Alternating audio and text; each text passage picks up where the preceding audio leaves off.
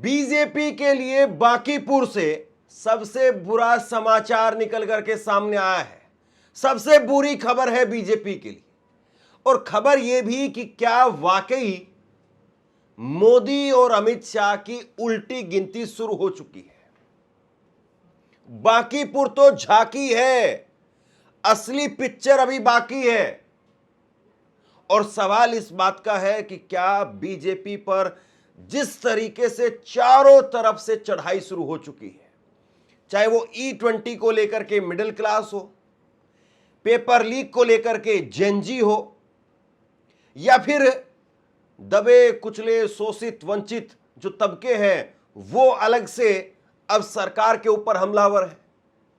सरकार का जो अपना समर्थित वर्ग रहा है वो यूजीसी को लेकर के और दूसरे मामलों को लेकर के वो नाराज है। और उसका परिणाम क्या ये बांकीपुर है। और ये बांकीपुर, ये दतिया, आज जो चुनाव के नतीजे निकल करके सामने आए, बहुत बड़ा सवाल खड़ा हो गया है। जिस राज्य में बीजेपी का अपना मुख्यमंत्री है और वो भी जबरदस्ती, बिहार में पकड़वा शादी बड़ी फेमस थी, लेकिन अब ये कुर्सी पकड़वा आ गए कि कुर्सी किसी तरीके से पकड़ लेनी है। और ये कुर्सी पकड़वा से कैसे कुर्सी छूट रही है, जिस राज्य में बीजेपी का अपना मुख्यमंत्री, जिस राज्य से बीजेपी का राष्ट्रीय अध्यक्ष, जहां पर बीजेपी के सांसद, विधायक, मंत्री सब कुछ, लेकिन उस राज्य में बीजेपी वही सबसे मजबूत सीट, 30 सालों की सबसे मजबूत सीट, 3 महीने की अपनी खुद की सरकार, 6 महीने का हनीमून पीरियड अभी पूरा नहीं हुआ और उससे पहले ही इतना बड़ा झटका। और सवाल इस बात का है कि क्या मोदी और अमित शाह की जो पसंद है, मोदी और अमित शाह के जो फैसले हैं, उनको देश की जनता तो नकार रही ही है। क्या अब पार्टी के लोग भी नकारने लगे हैं? क्या पार्टी के लोग भी कह रहे हैं कि बहुत हुआ मोदी अमित शाह का, अब की बार नहीं? यह बहुत बड़ा सवाल है, क्योंकि नितिन नवीन को अध्यक्ष बनाया गया तो यह मोदी शाह की पसंद है। उधर दतिया में अगर नरोत्तम मिश्रा का टिकट काटा गया तो नरोत्तम मिश्रा वो अमित शाह के खास है। आप बताइए, जहां पर इतनी कुंडलियां मैच कर रही हैं, जहां पर इतने गुण वो मिलते हैं, और वहां पर भी अगर बीजेपी का मंगनी नहीं बन पा रही है तो फिर बताइए क्या ही कहा जाए। और फिर वही सवाल कि चारों तरफ से अब लोग उबल रहे हैं। कल ही प्रधानमंत्री नरेंद्र मोदी उनके आवास पर, केजरीवाल ने कहा कि वो 100 लोगों को लेकर के जाएंगे प्रधानमंत्री आवास में, जिसमें 2 लाख लोगों की पिटीशन है E20 पेट्रोल को लेकर के। तो वहां पर कैसे आप संभालेंगे E20? ये जेनजी जनरेशन, जेन अल्फा स्कूलों में है, और उसके साथ में अब ये दूसरा मामला खड़ा हो गया है कि बीजेपी का अपना कोर वोटर वो बीजेपी के साथ नहीं है। अब मनोहर कहानियां वो परोसी जा रही है, ऐसी मनोहर कहानियां बताई जा रही है कि बीजेपी तो खुद ही हारी है। मैं आपको बता रहा हूं, बीजेपी के जो आईटी सेल में इस वक्त में लिख करके आ रहा है, उसमें कहानियां सुनिए आप क्या लिखी जा रही है। कहानी ये लिखी जा रही है कि बीजेपी खुद हारी है। क्यों हारी है बीजेपी? इसलिए बीजेपी हार गई है ताकि वहां पर किसी तरीके से तेजस्वी यादव का सफाया कर सके। और अब बीजेपी दूसरे नंबर पर है, प्रशांत किशोर पहले नंबर पर है। फिर तेजस्वी यादव का सारा वोट बैंक वो प्रशांत किशोर की तरफ शिफ्ट हो जाएगा, और प्रशांत किशोर वो बड़ी भूमिका में आ जाएंगे, वो विपक्ष की भूमिका में आ जाएंगे, और तेजस्वी की पार्टी खत्म हो जाएगी। देखिए, राजनीति में 1 और 1 11 नहीं होते हैं, 1 और 1 2 नहीं होते हैं, 1 और 1 0 भी हो जाते हैं। कुछ भी हो जाता है राजनीति के अंदर, होने के लिए कुछ भी हो जाता है। लेकिन ये सारी की सारी मनोहर कहानियां हैं कि बीजेपी खुद हारी है, जानबूझ करके हारी है ताकि तेजस्वी यादव का सफाया कर सके। अरे भाई, तेजस्वी यादव है कौन? वो कोई मुख्यमंत्री है? उनकी पार्टी ने कोई बहुत बड़ा तहलका मचाया है, उनकी पार्टी को तो आपने चुनाव के अंदर ही निपटा दिया। और तेजस्वी यादव, ठीक बात है कि चैलेंज हो सकते हैं भविष्य के लिए, लेकिन बीजेपी प्रशांत किशोर को बागडोर दे करके अगर तेजस्वी यादव की जगह पर बैठाना चाह रही है तो जरा सोच ले इस बात को। ऐसी ही मनोहर कहानियां वो 2 महीने पहले ही बताई जाती थी, जब कहा जाता था कि जंतर मंतर पर जो प्रोटेस्ट चल रहा है जेएनजी वाला, ये कॉकरोच जनता पार्टी का, ये सारा मोदी जी का किया हुआ है ताकि राम मंदिर चोरी से ध्यान हट जाए। वहां पर वो लोग विकेट लेकर के माने थे, इस्तीफा लेकर के माने थे। इस्तीफा हुआ तो यहां कहीं ऐसा ना हो कि पूरी सरकार चली जाए, कि आप प्रशांत किशोर और इसके पीछे और ये सब कुछ करें, क्योंकि प्रशांत किशोर कह रहे हैं भाई मुख्यमंत्री ही गलत है आपका। उनकी लाइन यही है कि मुख्यमंत्री आपका गलत है। तो ऐसा ना हो कि वहां तो एक मंत्री का इस्तीफा लेकर के आए थे जेएनजी, जिनके बारे में मनोहर कहानियां ऐसी बताई जाती थी, यहां पर ये मनोहर कहानियां वाले जरा पूछ ले अपने आका से ऊपर से कि पूरी सरकार तो लेकर के नहीं चले जाएंगे। सबसे बड़ा सवाल जो है वो इस बात का है कि आपने जिस तरीके से अहंकार दिखाया, आपने हर चीज में लोगों को हाँकना शुरू कर दिया, लताड़ना शुरू कर दिया, मारना शुरू कर दिया, उसका जनता जवाब दे रही है और आप समझ क्यों नहीं रहे हैं। कभी तो सच्चाई से देखिए इस बात को कि आपने सच में देखना ही छोड़ दिया है। एक जरा वीडियो देखिए आप, ये मनोज तिवारी की जो है वीडियो है, और मनोज तिवारी सामने एक लड़का खड़ा हुआ है नीले रंग की टी-शर्ट में, और नीले रंग की टी-शर्ट में कोई लड़का खड़ा हुआ है। पता नहीं इनको नीले रंग से क्यों इतनी दिक्कत है साहब।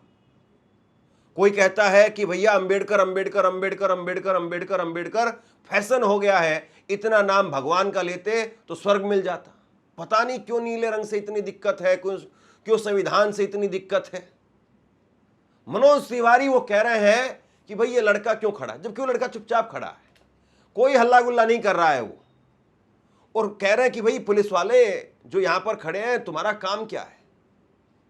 ये दरअसल अहंकार था। वहां पर आपने उस लड़के को तो भगवा दिया वहां से, लेकिन उस लड़के ने, ये वीडियो देख लीजिए जरा, लेकिन उस लड़के ने एक मैसेज दे दिया, सबको दिखा दिया कि आज जो थप्पड़ मेरे मुंह पर पड़ा है वो आपके गाल पर आ रहा है, और देरी नहीं लगेगी इसमें। जनता मालिक होती है साहब। कोई अगर विरोध करने के लिए भी आया है तो उससे भी कहा जाना चाहिए कि भाई आपको भी सुनेंगे, आपको भी सुनेंगे, आपकी दुख दर्द, आपकी पीड़ा। आप अगर हमारा विरोध करने भी आए हैं तब भी आपका स्वागत है, आप बैठिए, पानी पीजिए, भाई साहब को पानी दीजिए, बात मामला खत्म हो जाता है। जो वहां आपको क्या लगता है आप 2 लोगों को पीट रहे हैं और 100 लोग आपसे खुश हो जाएंगे? वो जमाना गया जब अब्दुल की चूड़ी टाइट करते थे और बाकी उधर जो है पब्लिक खुश होती थी। अब तो लोग कह रहे हैं कि अब्दुल की चूड़ी तो टाइट हुई नहीं, हमारी यहां पर हर चीज में चूड़ी टाइट कर दी, एथेनॉल से हमारी गाड़ी कबाड़ हो गई है। वो जीएसटी, महंगाई, बेरोजगारी, पेपर लीक, चंदा चोरी, हर चीज में तो अब्दुल की चूड़ी थोड़ी ना टाइट हुई है, हमारी चूड़ी टाइट हो गई है। 20 लोगों की चूड़ी टाइट करने के चक्कर में 80 लोगों का जनाजा उठ गया साहब। तो फिर लोग क्या कहेंगे? क्या लोगों में दिमाग नहीं है? और आपने एक लड़के को वहां से भगाया, एक लड़का आपकी पुलिस और ये सब कुछ देख करके वहां से निकल गया पतली गली से, तो क्या वहां पर जो 100 लोग और खड़े होकर के सुन रहे थे, क्या उनमें दिमाग नहीं है कि वो लड़का ठीक कर रहा था कि आप ठीक कर रहे थे? आप गलत कर रहे थे कि वो लड़का गलत कर रहा था? यही मोदी जी के साथ में दिक्कत है। मनोज तिवारी की वीडियो में आपको नहीं दिखा रहा हूं, मैं मोदी सरकार का जो काम करने का तरीका है वो आपको दिखा रहा हूं। और इसी से समझिए आप कि कैसे मोदी जी का जो तरीका है, या सरकार जब एक लंबे वक्त तक चलती है, चाहे वो किसी की भी हो, बीजेपी, कांग्रेस, XYZ कोई भी हो, जब सरकार लंबे वक्त तक चलती है, 15-20 साल की जब सरकार हो जाती है आपकी, तो अहंकार इसी तरीके से 7वें आसमान पर चला जाता है। मनोज तिवारी को भी लगता है कि भैया हमारी टिकट नहीं कटेगी, हमारे तो गाने रिंकिया के पापा वो जब बजते हैं तो वोट बरसते हैं, तो हमारी टिकट नहीं कटेगी। सबकी टिकट काट दी मोदी जी ने, उनकी टिकट नहीं काटी। तो ये अहंकार जो है आपसे बहुत कुछ करवा देता है। और आज बांकीपुर के अंदर कहीं ना कहीं वो अहंकार, और जो आपने हर मुद्दे को लेकर के ignore ignore ignore ignore, Bharat Tiwari वाला मामला, इग्नोर इग्नोर इग्नोर, वही सारी चीज आज आपके माथे पर आकर के, सिर पर आकर के धड़ाम से गिरी है। ये कौन आदमी खड़ा है वहां पे भाई? उसको ये कौन है? हाँ, ये लड़का नहीं, उसको उनको जरा से, पुलिस कहाँ है, उनको पकड़िए, उनको बोलिए क्या कर रहे हो। और जो ब्लू टी शर्ट है, ये ब्लू टी शर्ट वाले हैं, इनको भैया आप क्या करने आए हो यहाँ पे? नहीं, जाके अपना प्रचार करो जहां करना हो। भाई पुलिस वाले क्या कर रहे हो आप लोग? इतना तो नहीं करना चाहिए। कोई आदमी आकर के यहाँ डिस्टर्ब करेगा, तुम लोग तमाशा देखते हो यार, ऐसा थोड़ा होना चाहिए। आप किसी का सभा थोड़ी डिस्टर्ब कर सकते हैं। उस आदमी को जरा सा रोकिए भाई, ये भी अपराध है। जब सरकार चली जाएगी, जब ये लोग गद्दी पर नहीं रहेंगे, तब इनको समझ में आएगा कि यार क्या दिक्कत थी। एक लड़का कुछ बोल रहा था तो इग्नोर करके, माइक की आवाज थोड़ी सी और तेज करवा करके उसको इग्नोर भी किया जा सकता था। बेवजह जो है हम एक लड़के के पीछे वहां पर लग गए, और वो लड़का, उसके गले में माला भी थी, वो अब्दुल भी नहीं था। ये सबसे बड़ी चीज है। बांकीपुर की जो सीट है वो कायस्थ बाहुल्य सीट है, और कायस्थ बाहुल्य सीट बीजेपी हार गई। नितिन नवीन, उनके होते हुए नीरज सिन्हा बीजेपी के उम्मीदवार, और तो और सुनिए आप, रविशंकर प्रसाद, उनके इलाके से भी बीजेपी हारी है। जो स्थानीय पत्रकार वहां पर कवर कर रहे थे, मैं उनको देख रहा था, वो बता रहे हैं कि चाहे वो नितिन नवीन का अपना इलाका हो, रविशंकर का अपना इलाका हो, हर जगह बीजेपी सुपड़ा साफ होती चली गई। 98,000 पिछली बार वोट मिले थे बीजेपी को, और 98,000 वाली बीजेपी 44,000 पर आ गई है। और आप मनोहर कहानियां सुनाते रहिए, अपने लोगों को अंधेरे में रखिए कि हमने तो तेजस्वी को निपटाने के लिए प्रशांत किशोर को लेकर के आए हैं। इतिहास गवाह है, जब जब आपने जिस जिसको मोहरा बनाया है, या जब जब आपने जिस जिसको बहुत हल्के में लिया है, वो आपके सिर पर आकर के नाचे हैं। बहुत सारे उदाहरण है इसमें, लेकिन सवाल केंद्र का है, सवाल 27 का है, सवाल यूपी का है, सवाल 29 का है, सवाल देश की सत्ता का है। क्या यहां से यह कहा जाए कि अगर इस मूवमेंट को बरकरार रखा जाए तो फिर बीजेपी की विदाई तय है? क्या अगर विपक्ष यहां से सही तरीके से इस राजनीति को अगर आगे बढ़ाए तो बीजेपी की विदाई वाकई तय हो जाएगी? क्या यह कहा जा सकता है कि अगर इसी तरीके से चुनाव हुआ तो फिर उसके बाद में यूपी में भी बीजेपी हारेगी और 2029 में भी मोदी हारेंगे? यह बहुत बड़ा सवाल है। और क्या नरेंद्र मोदी, योगी आदित्यनाथ, एसआईआर को लेकर के जो बातें कही जा रही थी, वो ये सारी चीजें याद कर लीजिए। बिहार में पहला एसआईआर हुआ था, बिहार एसआईआर के बाद में बीजेपी 202 सीटों पर जीती थी, 202 सीटों पर। और यह कहा गया कि बिहार में तो सिर्फ टेस्ट करने के लिए एसआईआर लाया गया था, असली इस्तेमाल उसका बंगाल के अंदर हुआ, और उसके बाद में अब सब जगह पर एसआईआर एसआईआर एसआईआर हो गया है।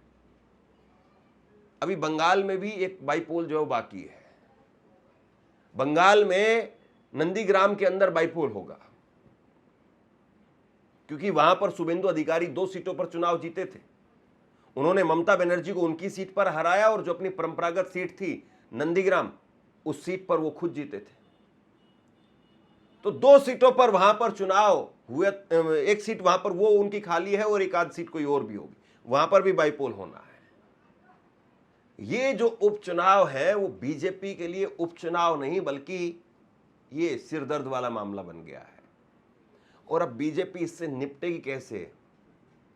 आप जेन जी को, जेन अल्फा को, बेरोजगारों को, मिडिल क्लास को कैसे खुश करेंगे साहब?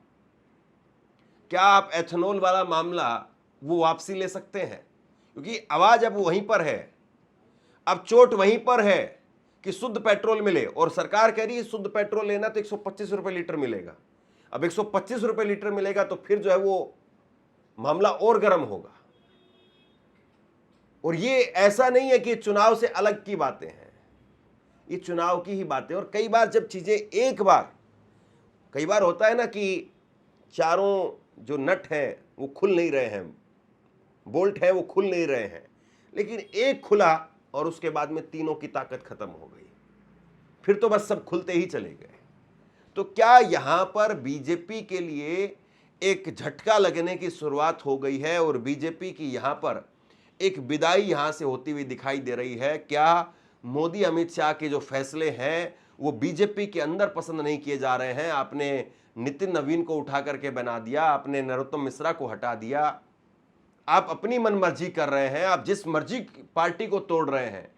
अभी अंदर खाने चंद्रबाबू नायडू भी सोच रहे होंगे कि भैया ये तो एनसीपीआई लेकर के आ गए, 20 सांसद उनके आ गए, हमारी तो अब कोई पूछ नहीं रही, हमारी जो राजधानी बन रही है अमरावती उसके लिए पैसा कौन देगा? जो सरकार के सहयोगी हैं या सरकार के अपने लोग हैं खुद के, दोनों के अंदर असंतोष बढ़ता जा रहा है। और जो जनता के अंदर असंतोष है, जनता में जो गुस्सा है, आक्रोश है, वो तो है ही है, वो तो है ही। और अगर नहीं होता तो इतने लोग सड़कों पर थोड़ी ना आते जो दिल्ली में हुआ है। और अभी भी जो दिल्ली में हुआ, जो पेपर लीक वाला जो मामला हुआ, अभी ओडिशा में भी पेपर लीक हो गया, झारखंड में पेपर लीक हुआ है। झारखंड में पेपर लीक को लेकर के वहां के युवा, वहां की सरकार, कांग्रेस और जेएमएम की सरकार है वहां पर, उसके खिलाफ मोर्चा खोले हुए हैं। और यह अच्छी बात है कि हर सरकार से सवाल पूछना वो आना चाहिए, चाहे वो कांग्रेस की सरकार हो, बीजेपी हो, या जेएमएम की सरकार हो, या दूसरी किसी पार्टी की सरकार हो, सवाल पूछना आना चाहिए। लेकिन विपक्ष की सरकारें हैं कितनी जगह पर? गिनती की सरकारें हैं, ज्यादातर तो सब भाजपा की ही सरकारें हैं। और जो बीजेपी की सबसे ज्यादा सीटों वाले स्टेट हैं, यूपी है, राजस्थान है, मध्य प्रदेश है, हरियाणा है, बिहार है, इन सब जगह पर तो गुजरात है, महाराष्ट्र है, मध्य प्रदेश है, इन सारी जगह पर तो भाजपा की ही डबल इंजन की सरकार है। तो अगर नुकसान वहां पर विपक्ष की सरकारों को होगा तो यहां पर तो बीजेपी को फिर ज्यादा होगा। कुल मिलाकर के अभी तो यूं मानिए आप कि ट्रेलर जो है वो भी नहीं आया है, और अगर पिक्चर भी इसी तरीके की आ रही है तो फिर क्या ही होगा। आप बताइए कि बांकीपुर, दतिया में जो कुछ आज हुआ है, और इतनी मजबूत सीटों पर बीजेपी की अगर ऐसी हालत हुई है, तो क्या बीजेपी यूपी का चुनाव जीत पाएगी? क्या बीजेपी अब 2029 में फिर से वापसी कर पाएगी? आप क्या सोचते हैं? नीचे कमेंट सेक्शन में लिख करके जरूर बताइए। इस वीडियो को लाइक कीजिए और चैनल को सब्सक्राइब जरूर कीजिए। शुक्रिया, थैंक यू।